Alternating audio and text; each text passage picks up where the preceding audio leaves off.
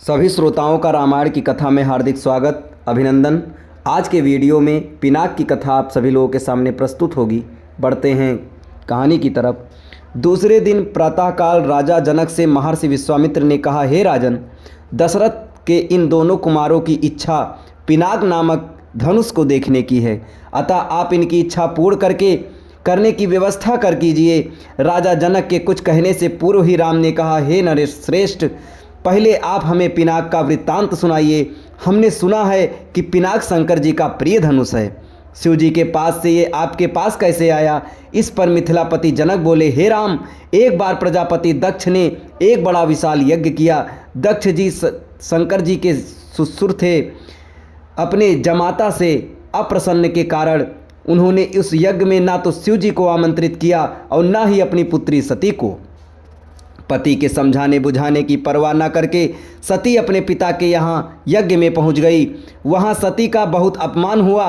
सती ने देखा कि देवताओं के लिए यज्ञ का जो भाग निकाला गया था उसमें शिव जी का भाग था ही नहीं। इससे क्रुद्ध होकर सती ने यज्ञ कुंड में कूदकर अपने प्राण त्याग दिए। महादेव जी के गणों ने जो सती के साथ राजा दक्ष के यहाँ आए थे, लौटकर महादेव जी को सारा वृत्तांत बताया। सती की मृत्यु की सूचना पाकर महादेव जी बड़े क्रुद्ध हुए। उन्होंने राजा दक्ष की यज्ञ भूमि में जाकर उस यज्ञ को नष्ट कर डाला। फिर वे अपना पिनाक नामक धनुष चढ़ाकर देवताओं को मारने के लिए अग्रसर हुए, क्योंकि देवताओं ने उस यज्ञ का भाग महादेव जी को कहीं नहीं होने दिया। महादेव जी का यह रौद्र रूप देखकर सारे देवता बहुत भयभीत हुए। देवताओं ने अनुनय विनय करके महादेव जी का क्रोध शांत कराया। क्रोध शांत होने पर महादेव जी ने पिनाक को देवताओं को दे दिया और कैलाश पर्वत पर लौट गए। देवताओं ने उस धनुष को हमारे पूर्व पुरुष देवरात को दे दिया। तभी से वह धनुष हमारे यहाँ रखा है। हमारे पूर्वजों का स्मृति चिन्ह होने के कारण हम इस धनुष की देखभाल सम्मान के साथ करते आ रहे हैं। इसी बीच एक बार हमारे राज्य में अनावृष्टि के कारण सूखा पड़ गया, जिससे प्रजाजनों को भयंकर कष्ट का सामना करना पड़ा। उस कष्ट में मुक्ति पाने के लिए मैंने एक बहुत बड़ा यज्ञ किया। पुरोहितों के आदेशानुसार मैंने अपने हाथों से खेतों में हल चलाया। हल से भूमि खोदते खोदते भगवान की इच्छा से मुझे एक परम रूपवती कन्या प्राप्त हुई।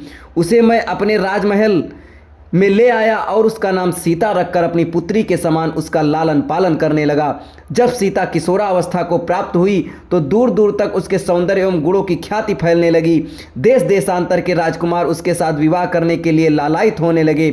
मैं अद्भुत पराक्रमी योद्धा के साथ ही सीता का विवाह करना चाहता था। अतः मैंने ये प्रतिज्ञा कर ली कि शिव जी के धनुष पिनाक पर प्रत्यंचा चढ़ा देने वाला वीर राजकुमार सीता ही का पति होगा। मेरी प्रतिज्ञा की सूचना पाकर सहस्त्रों राजकुमार और राजा महाराजा समय समय पर अपने बल की परीक्षा के लिए यहाँ आए, किंतु पिनाक पर प्रत्यंचा चढ़ाना तो दूर, वे उसे तिल भर खिसका भी ना सके। जब वे अपने उद्देश्य में इस प्रकार निराश हो गए तो वे सब मिलकर मेरे राज्य में उत्पात मचाने लगे। मेरे प्रदेश को चारों ओर से घेर लिया और निरीह प्रजाजनों को लूटकर आतंक फैलाने लगे।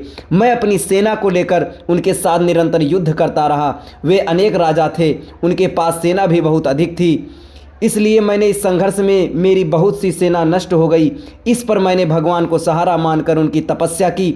मेरी तपस्या से प्रसन्न होकर भगवान ने मुझे देवताओं की चतुरंगिनी सेना प्रदान की। उस सेना ने आतताई राजाओं के साथ भयंकर युद्ध किया और सभी उपद्रवी राजकुमारों को भगाया। उनके भाग जाने के बाद मैंने सोचा कि एक विशाल यज्ञ करके इस अवसर पर ही अपनी प्रतिज्ञा पूरी करूं और सीता का विवाह कर निश्चिंत हो जाऊं। इसीलिए मैंने इस महान यज्ञ का आयोजन किया है।